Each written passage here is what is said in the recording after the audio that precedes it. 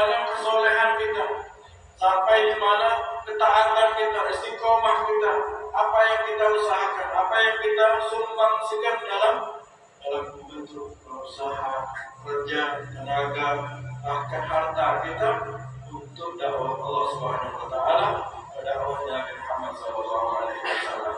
Ya, beliau adalah salah satu orang yang sudah sukses, orang yang telah berhasil ya, mendirikan masjid sana sini, orang yang telah memberikan keturunan yang soleh-solehah sehingga keturunannya bisa menjaga masjid ini, keturunannya bisa menjadi orang-orang yang soleh-solehah. Ini orang adalah orang-orang yang berhasil. Ya, dikatakan bahwasanya apabila seorang ibu itu mendoakan anak-anaknya, apabila seorang anak perempuan mendoakan ayahnya, dan apabila seorang istri mendoakan suaminya. Lalu bagaimana kalau kita tidak mempunyai itu? Tidak ada orang-orang yang soleh-soleh yang kita miliki yang mendoakan kita ke depan, yang dapat menjadikan doa-doa untuk kita ke depan. Tidak ada. Ya. Kita juga tidak memiliki ilmu, tidak memiliki ilmu, tidak memiliki amal-amal yang sedikit. Lalu apa yang kita lakukan? Tidak ada semua. Ada anak-anaknya semuanya milik beliau yang ada. Yang menunjukkan dia adalah orang-orang yang sukses. Karena kita ukur kesuksesan dunia saja. Kita ukur kesuksesan dunia, maka tidak akan selesai-selesainya. Dunia tidak akan cukup-cukupnya. Walaupun seseorang memiliki satu lembah, semuanya emas, semuanya tambang, semuanya nikel, semuanya perak, masih kurang saja kita satu tambang lagi. Kalau urusannya tidak selesai. Tapi orang yang sukses adalah orang yang bisa mengumpulkan amal ibadah yang sebanyak-banyaknya. Orang yang bisa menjadikan anak-anak keturunannya soleh-solehan. Orang-orang yang bisa mengumpulkan amal jariah sebanyak-banyaknya. Ini beliau ada semua. Dan para solihin mereka adalah orang-orang yang memiliki itu semua. Itulah dikatakan orang-orang yang sukses. Dan kalau baginda Nabi Muhammad SAW minta izin kepada Allah, ya Allah kepengen ziarah kepada ibundanya, maka adzinallah ziarah walam yu'dan lahu istighfar. Nabi Muhammad SAW diberikan izin berziarah berkunjung kepada ibunya, tapi tidak diizinkan untuk mohonkan ampun untuk ibunya. Kenapa? Karena zaman bukan beliau, zaman Nabi, di atas Nabi adalah zaman fitrah.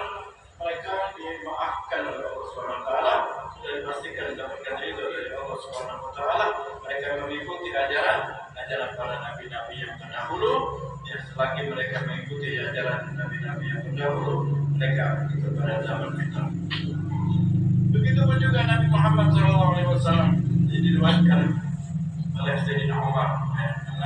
Sayyidina Umar beliau mengatakan bahwasanya tatkala Nabi Muhammad SAW itu kalau beliau melewati pemakaman, beliau pasti stop dan bertafakur.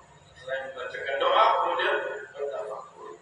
Makanya dalam hadisnya Rasulullah SAW menyatakan bahwasanya nuhina an ziyaratul qubur ala wajhillah. Bahwasanya kami semua, kata sahabat, dilarang untuk berziarah kubur, kemudian baru diperbolehkan setelah itu.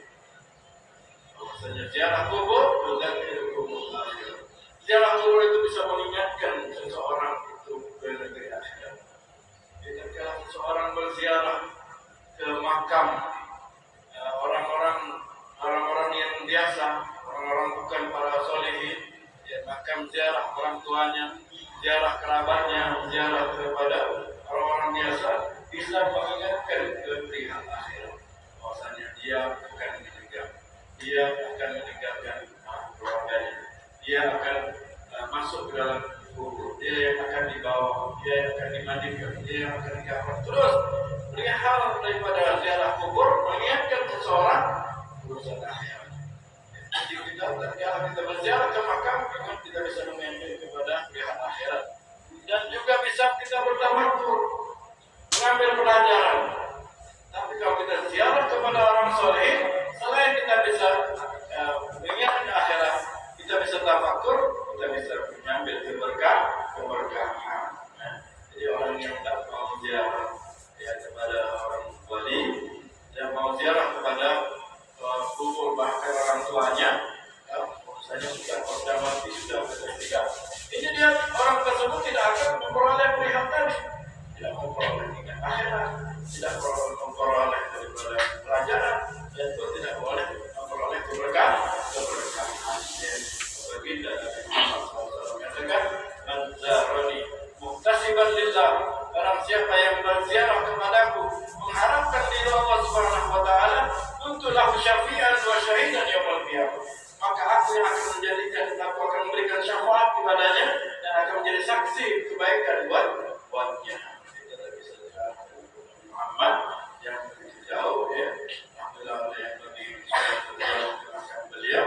Maka kita mengharapkan ziarah ke makam solihin. Sesungguhnya mereka orang solihin bisa memberikan syafaat, bisa memberikan bantuan kepada orang-orang yang dicintainya. Maka saat ini kita berziarah ke makam Syekh Mas Agus Abdul Hamid bin Mas Agus Mahmud, kita mengharapkan syafaat dari beliau.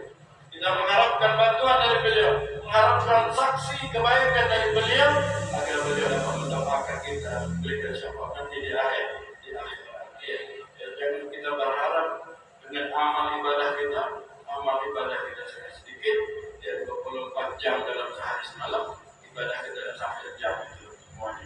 Apa yang kita harapkan? Selebih dari sejam ibadah, itu kalau sejam ibadah, selebihnya mungkin maksiat, selebihnya mungkin lalai, selebihnya daripada berbuat kezaliman, selebihnya daripada penuh dengan hisab, halal wa hisab, wa halal wa hisab. Waharam azab, haram yang halalnya akan dihisab, yang haramnya akan diazab. Apa yang kita harapkan? Selain kita berkunjung ke makam-makam salihin, selain kita bersalawat kepada Nabi Muhammad SAW, selain kita berusaha untuk beramal, selain kita berusaha untuk mengamalkan ilmu, menyebarkan ilmu, memberikan manfaat dan lain sebagainya. Inilah yang kita harapkan di dalam kita berziarah ke makam-makam salihin. Dan begitu semangat berziarah ke Wali Songo, begitu semangat berziarah ke tempat yang jauh, tempat kita masih banyak, tempat kita masih ada orang-orang soleh yang kita dapat berziarah ke makam-makam mereka, yang kita dapat mengambil keberkahan dari mereka, mengambil pelajaran dan sebagainya.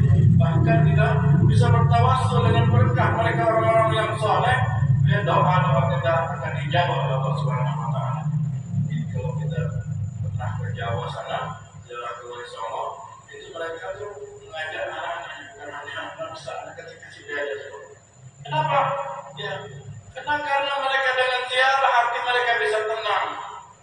Dengan berziarah mereka merasa hajat-hajat mereka tersampaikan oleh Allah Subhanahu wa taala. Jiwa mereka tenteram. Kenapa? Dekat dengan orang-orang soleh, dekat dengan orang-orang yang dicintai oleh Allah Subhanahu wa taala. Jadi kalau kita tidak bisa, dia belum bisa untuk berupaya istiqomah dalam ibadah yang banyak, maka cari jalan-jalannya agar kita bisa menjadi orang yang dicintai oleh Allah Subhanahu wa taala. Kalau kita belum bisa ya wukuf di Arafah, maka kita bertafakur dengan hukum-hukum Allah, kita amati. Kalau kita belum bisa di Muzdalifah, menginap di Muzdalifah berhaji, maka kita nginap, kita istiqomah dengan amal ibadah yang ada selama ini. Kalau kita bisa pun belum bisa untuk ke Mina, maka kita pun dianjurkan untuk dapat mengalahkan hawa nafsu kita. Jadi perihal amal syariat ini yang bisa mendekatkan kita kepada Allah Subhanahu wa taala. Ya, di antaranya kalau kita tidak bisa ziarah ke makam Nabi Muhammad SAW, ziarah kepada orang-orang sholihin. Mudah-mudahan harapannya kita dapat mendapatkan keberkahan daripada beliau. Kita dapat mencintai beliau, kita bertawassul kepada beliau, agar semua yang kita inginkan dapat disampaikan oleh Allah Subhanahu wa taala, agar kita dijadikan orang-orang yang saleh insyaallah. Keluarga kita adalah keluarga yang salihin insyaallah. Anak-anak kita adalah anak-anak yang salihin salihat insyaallah. Dan kita selalu mendapatkan rahmat dari Allah Subhanahu wa taala. Lebih golongan orang-orang yang istiqomah dalam beribadah, istiqomah dalam munajat, istiqomah dalam mengamalkan sunnah, istiqomah dalam melakukan apa saja yang dicintai oleh Allah Subhanahu wa taala. Mudah-mudahan tidak ada tempat yang di situ rahmat Allah Subhanahu wa taala turun kecuali kita ada di dalamnya. Mudah-mudahan tidak ada di situ daripada amalan sunnah kita pun ada mengamalkannya. Dan mudah-mudahan tidak ada di situ tempat yang mendatangkan cinta dari Allah, cinta dari Nabi Muhammad, kebanggaan Allah, kebanggaan dari Nabi Muhammad, kita pun berada di dalamnya. Dan mudah-mudahan hati-hati kita dibersihkan oleh Allah Subhanahu wa taala dari penyakit kesuci, dari penyakit sombong, dari penyakit riya, dari penyakit takabur, dari penyakit mengadu domba dan lain sebagainya. Allah bersihkan hati-hati kita sehingga kita melihat orang-orang yang kaya kita pun tidak cemburu kepada mereka. Melihat orang-orang yang lebih daripada kita tidak cemburu kepada mereka. Tapi kita melihat mereka sama seperti melihat yang lain, kita terus berhusnuzon kepada mereka. Tanda hati yang baik tatkala melihat orang lebih daripada kita tetap biasa kepada mereka. Ya, dan tanda orang yang baik adalah tatkala kita sholat dapat khusyuk. Kita melihat orang soleh tambah kita semangat orang soleh. Kita berziarah kepada orang-orang soleh, hadir pada hal-hal orang-orang soleh, maka kita pun bersemangat untuk beribadah kepada Allah Taala, kepada Allah Subhanahu wa taala. Mudah malam yang berkah ini Allah Subhanahu wa taala berkahi hidup kita, Allah berkahi keluarga kita, Allah berkahi keturunan kita, Allah berkahi harta-harta kita, Allah berkahi daripada amalia kita, sehingga kita bisa sampai akhir hayat dapatkan taufik hidayah dari Allah Subhanahu wa taala. Amin ya rabbal alamin.